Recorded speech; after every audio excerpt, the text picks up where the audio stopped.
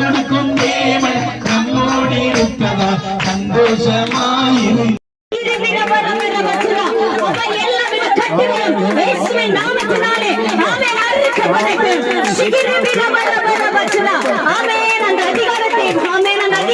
பிரயோஜனப்படுத்த போறீங்க.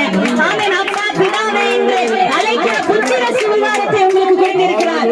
ஆமென். தேவனே ஆமென். நீங்க கூப்பிட்டு கேளுங்க.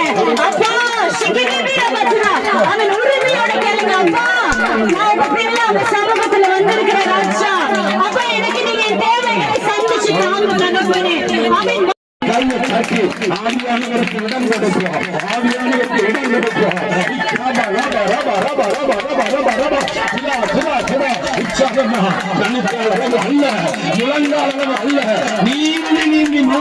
அபிஷேகம் உள்ளத்தின் பாரத்தெல்லாம் இறக்கி வச்சிருங்க. பாதத்துல இறக்கி வச்சிருங்க. நீங்க விடுதலையா போனா உங்க கவலை மாறும்படியா, உங்க கண்ணீர் மாறும்படியா விடுதலையை பெற்றுக்கொண்டே விசுவாசத்தோடு கடந்து போக அப்பா இரக்கம் பாராட்டுங்க சுவாமி, இரக்கம் பாராட்டுங்க. உங்களுடைய பிள்ளைகளை ஆசீர்வதிச்சிரு. நன்றி ராஜா. கஷ்டப்பட்டுக்கிட்டு இருக்காங்கப்பா. ஆனாலும் ஏசப்பா நீங்க கூட இருந்தா கர்த்தாவே கடன் பாரங்களோட நொடி பொழுதுல நீக்கி போட்டுருவீங்க. நீ அநேகம் ஜாதிகளுக்கு கடன் கொடுப்பாய், நீயோ கடன் வாங்க மாட்டாய் என்று வாக்குத்தத்தை கொடுத்திருக்கிறீங்களே ஏசப்பா. அப்படியே கர்த்தா இங்க வந்திருக்கிற ஒவ்வொருவரையும் கர்த்தாவே ஆசீர்வதிங்க. யாராவது கடன் பாரங்களால கஷ்டப்பட்டுக்கிட்டு இருந்தாங்கன்னா இப்பொழுதே ஒரு விடுதலை கொடுங்க அப்பா. அக்கம் பக்கம் இருக்கிற யாராவது கஷ்டத்தின் மத்தியில கடனால கஷ்டப்பட்டு கர்த்தாவே இதுல விடுதலை கிடைக்காதா என்று கர்த்தாவே வாஞ்சித்து கேட்டுக்கொண்டிருக்கிற பிள்ளைகளையும் ஆசீர்வதிங்க. விடுதலை கொடுத்து ஆசீர்வதிங்க. நீ வரும் நாட்கள் போகவே மாட்டாரு. ஏன்னா அவர் உங்களை நேசிக்கிறார். நீங்க வேணா அவரை கழுத்து பிடிச்சி வெளியே தள்ளலாம். அவர் வாசல் இருக்க நின்று தட்டிக்கிட்டே இருப்பார், கதவை துறன்னு. ஆனா அவரு உங்களை விட்டுட்டு ஒரு நாள் வெளியே போகவே மாட்டாரு. என் பிள்ளையே நான் உன்னை விட்டு கொடுக்கவே மாட்டேன், நான் உன்னை கைவிடவே மாட்டேன். நீதான் மறக்க, நான் உன்னைய மறக்கல. தாய் மறந்தாலும் நான் உன்னை மறப்பதில்லை. அப்ப நம்முடைய தேவைகள் எல்லாம் அறிந்த கர்த்தர், நமக்கு என்ன தேவை என்று அறிந்த கர்த்தர் ஏற்ற வேளையில நமக்கு தருகிறார். என்ன அது கொஞ்சம் தாமதிக்கும், ஏன் ஏற்ற வேலை வரலன்னு அர்த்தம். அடிக்கடி சொல்றது, ஒரு 14 வயசு பையன் ஒரு பெரிய பைக் வேணும்னு கேட்டா வாங்கி கொடுப்பீங்களா? நீங்க 18 வயசு வரட்டும் அப்படி சொல்லுவீங்கல்ல, அந்த மாதிரி தான் கர்த்தர்.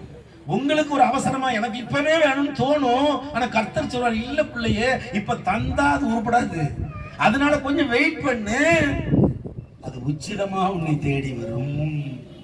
அப்ப கர்த்தருக்கு நம்ம காத்திருக்கும் பொழுது கர்த்தர் நம்மளை ஒரு நாள் திக்கற்றவர்களா என்ன செய்ய விடவே மாட்டார். திக்கற்றவர்களா விடவே நமக்கு தான் திக்கு திக்குன்னு இருக்கும் சில நேரம். நான் அடிக்கடி சொல்லுவேன், நம்ம எங்க ஆவிக்குரிய அக்கா அடிக்கடி சொல்லுவாங்க, தம்பி அடிக்கடி திக்கு திக்குன்னு சொல்றாங்களே என்ன சொல்லுவாங்க, இயேசுவே நான் அந்த ஆடா இருந்தா எவ்வளவு நல்லா இருக்கும், உங்க தோல்ல உட்கார்ந்து வருது ஆடு. நான் இங்க சிரிச்சுக்கிட்டு இருப்பேன், அப்படி சொல்ற ஆள்கிட்ட, நீ அந்த ஆடா இருக்காதே அப்படிம்பேன். இயேசு தோல் மேல இருக்கிற ஆடு ஏன் தோல் மேல இருக்குன்னு தெரியுமா? ஏன் தோல் மேல இருக்கு? காணாமல் போன ஆடு. செல்லத்துல தூக்கி போட்டு கொண்டு வர்றாரு. ஐயோ நீ காணாம போயிட்ட, நாளைக்கும் காணாம போ அப்படின்னு தோல்ல போட்டு கொண்டு வர்றாரா? கையில என்ன வச்சிருக்காரு அவரு? நல்ல மறக்க கூடாது. மேய்ப்பன் கையில என்ன இருக்கும்? கோல் இருக்கும், வேற தடியும் இருக்கும், மறந்துடக்கூடாது. கோலும் தடியும். அப்போ அந்த மேய்ப்பன் என்ன பண்றாரு, ஆடு தப்பி ஓடிட்டு, 100 ஆடு இருக்கும்போது ஒரு ஆடு தப்பி ஓடிட்டு, மேய்ப்பன் போய் தடவி கொடுத்து, வா அன்பே யார் உயிரினை கூட்டு வருவாரு, போன சிறுக்கு காலில் 2 அரை ஓடுவேன்னு தோல்ல தூக்கி போட்டு கொண்டு வரைக்கும் அடுத்து ஓடணும்னு அது நினைக்குமா? நினைக்காது. நம்ம வாழ்க்கையில சில நேரம் அப்படி நடந்துடும்.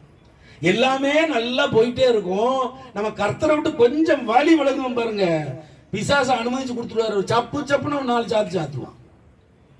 அப்ப நம்ம என்ன செய்யணும்?